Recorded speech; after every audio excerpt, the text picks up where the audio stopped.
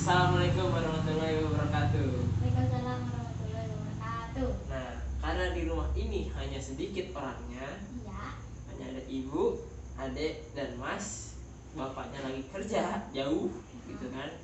Jadi di sini mas mau memberikan pengetahuan sedikit ke adik mengenai apa yang mas pelajarin di kampus, gitu. Nah, yang mas pelajarin ini nama mata kuliahnya komunikasi olahraga. Oh ya, kita sambil belajar sambil main catur biar asik. Gimana? Oke? Nah, mas jalan duluan. Sip. Sambil dengerin tapi ya. Ya. Oke. Komunikasi olahraga. Pertama, apa sih komunikasi? Ada tahu nggak komunikasi itu apa? Padahal sering nih kita komunikasi. Ini sekarang kita lagi komunikasi. Apa ya komunikasi? Nggak tahu. Ngobrol. Kata ibu ngobrol tuh dari belakang. Apa lagi? WA-an. WA-an, chattingan, apa? Apa? Curhat. Apa lagi? Tahu. Lagi. Komunikasi.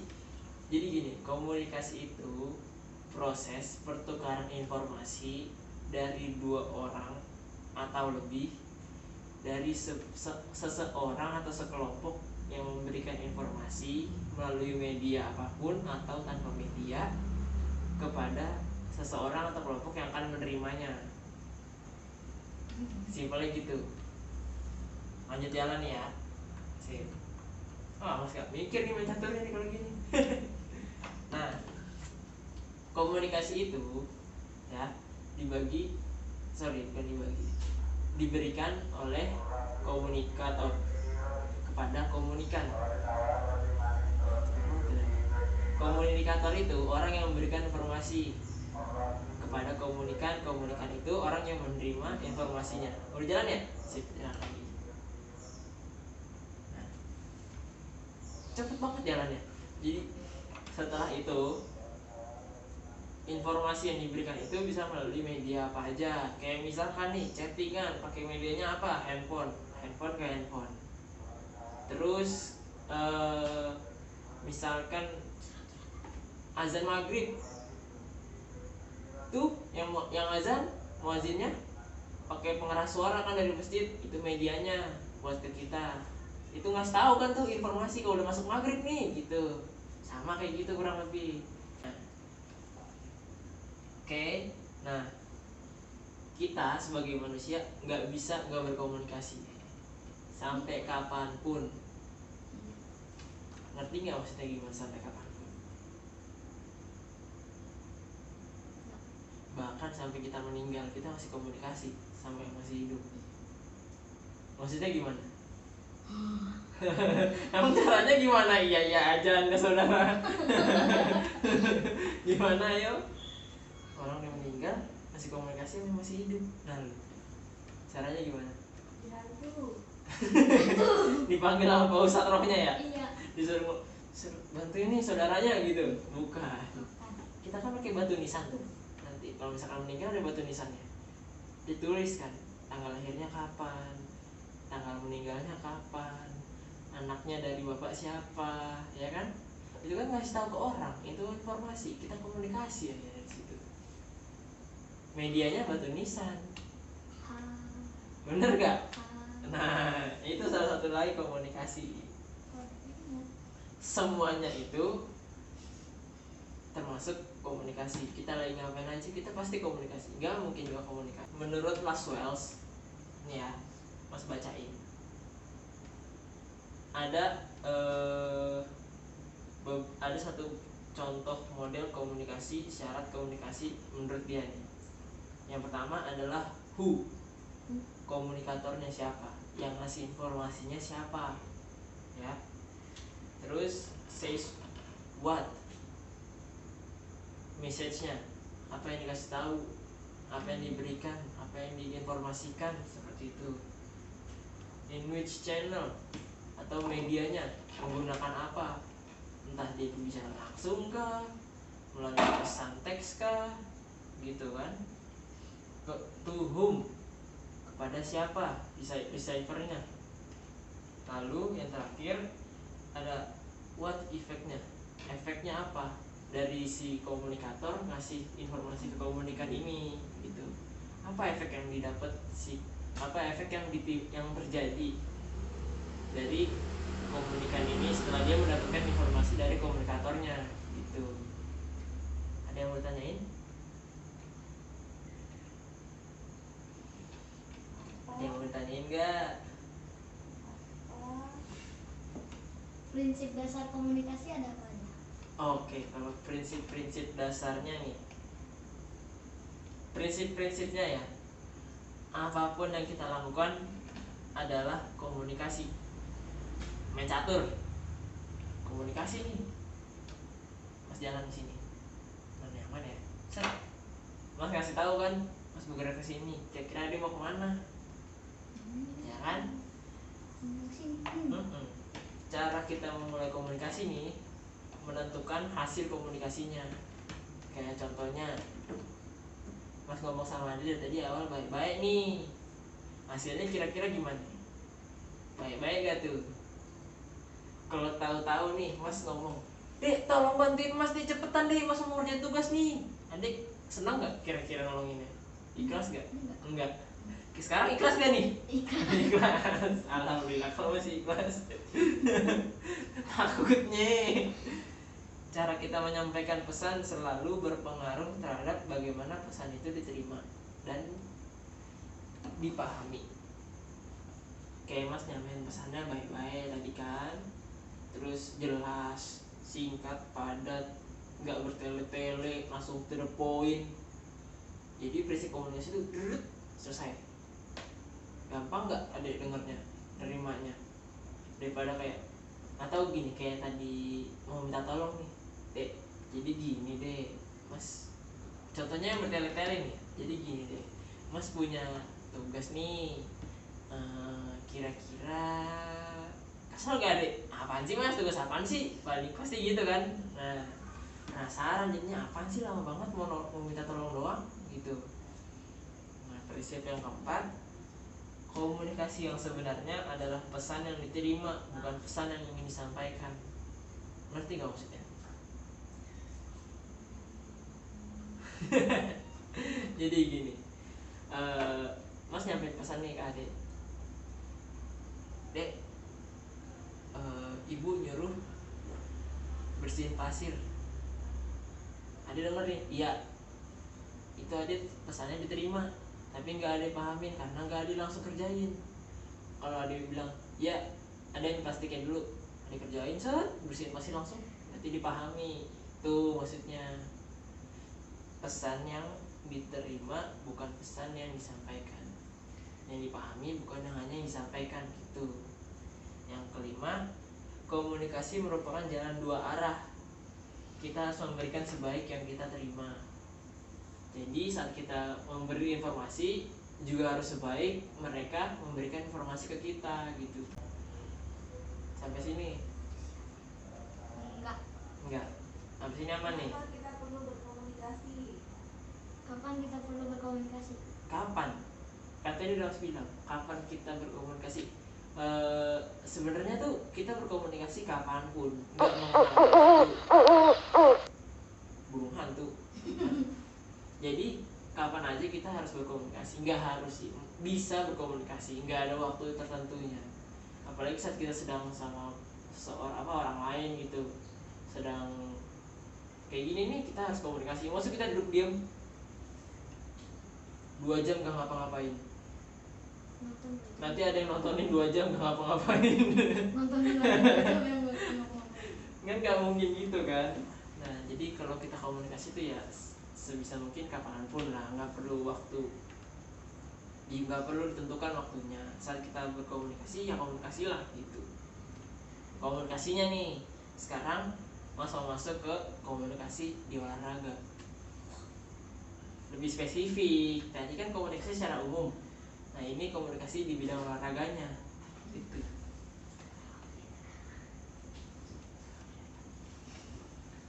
Pengertian komunikasi, proses penyampaian pesan, kayak yang tadi Mas bilang nih, penyampaian pesan dari komunikator ke komunikan melalui melalui saluran atau media dengan harapan mendapatkan umpan balik. Sama kan kayak Mas bilang tadi. Kayak main catur juga. Iya betul lah. Mas tadi makan lagi. Oh, udah lah. Waduh. Sebentar aku jalan dulu ya Pak. Gini.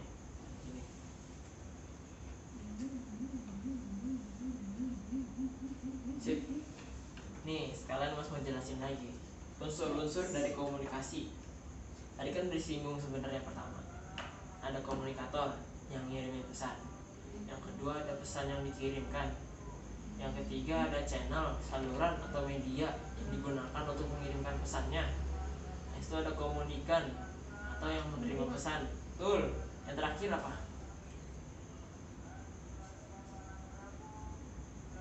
Yang terakhir apa?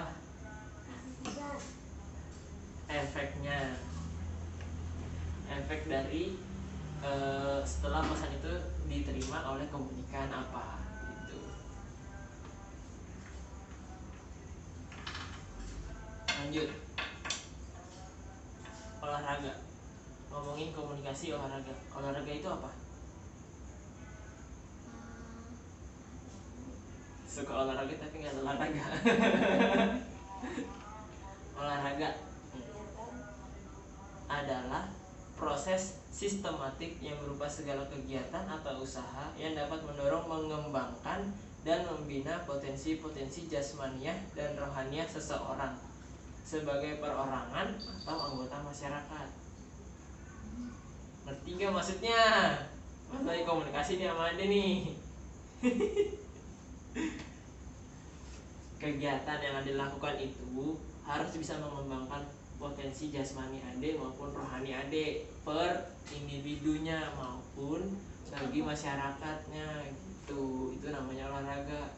Baik yang namanya olahraga secara untuk targetnya apa, yang olahraga untuk kejuaraan yang punya target gitu, atau hanya olahraga rekreasi kayak sepedahan ya kan, atau main bola sama teman-teman Ade itu main bulu tangkis, itu olahraga cuman hanya sebagai rekreasi aja, having fun gitu.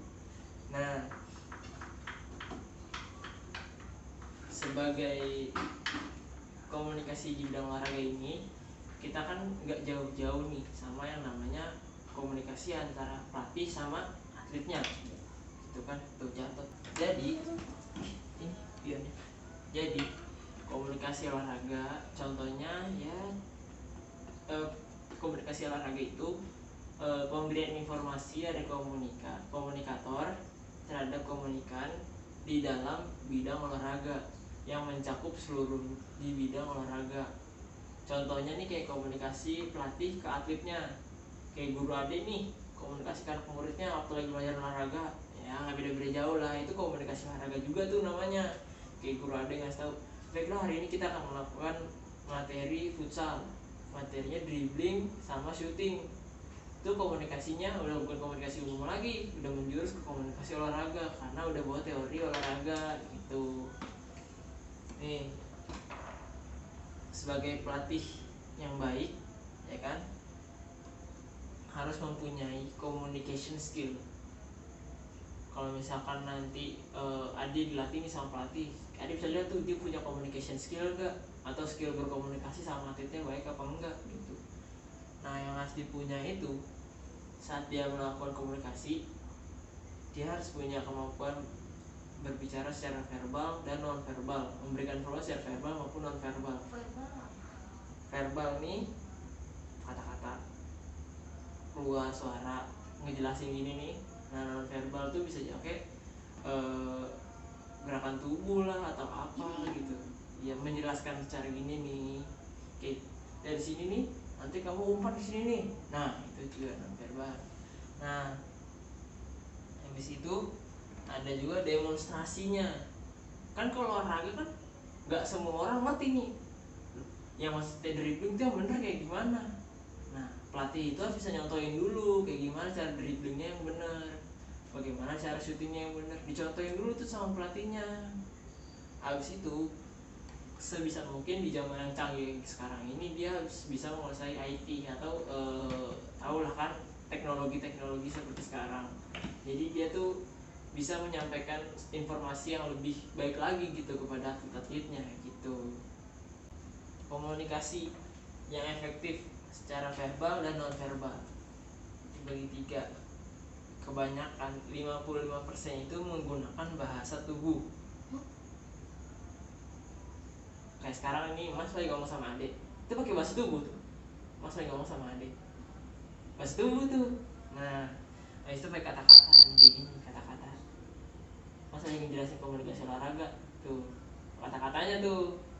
Yang terakhir nada suaranya.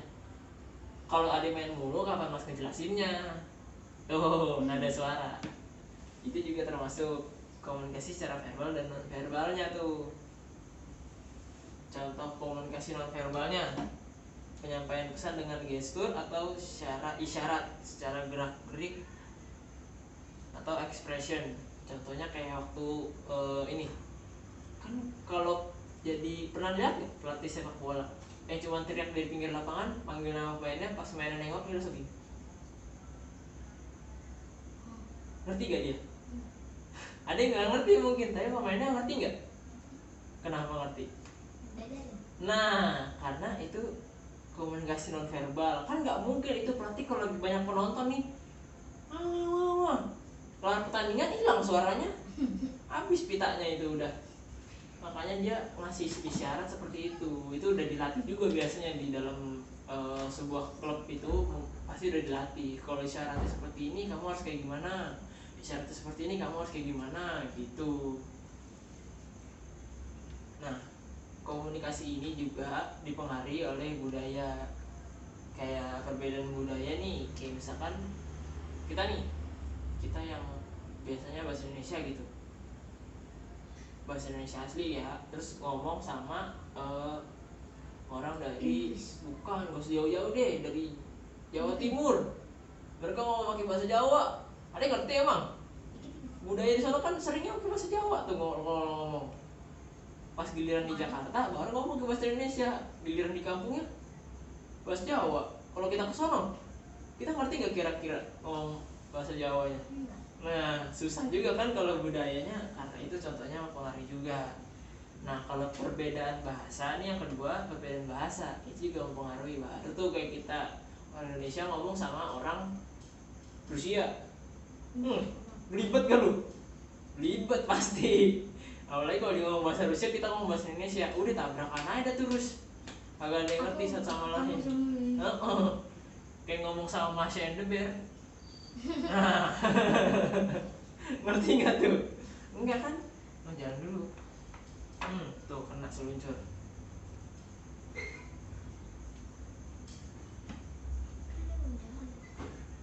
Belum. Oh iya, udah balikin. Tuh. Set. Nah, berikutnya Sekak mats. Ibu Ju. Cepet ya? Enggak ketemu. Jangan gitu dong, nih. Berikutnya nih, fungsi bicara dalam kehidupan. Yang pertama, sebagai alat melahirkan berbagai perasaan, ungkapan kasih sayang, rasa kagum, heran, senang, dan sebagainya. Kayak Mas sayang sama adik, iciu. Pengungkapan rasa kasih sayang tuh. Yang kedua kata jadinya begini.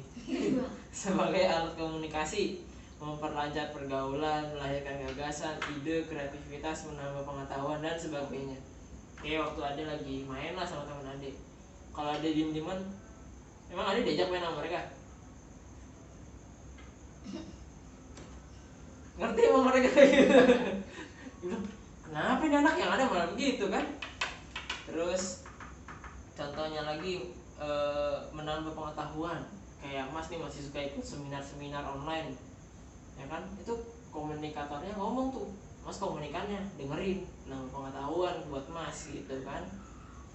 Sekian informasi yang bisa Mas berikan, kurang lebihnya mohon maaf. Maaf kalau ada salah-salah kata. Assalamualaikum warahmatullahi wabarakatuh. Waalaikumsalam warahmatullahi wabarakatuh.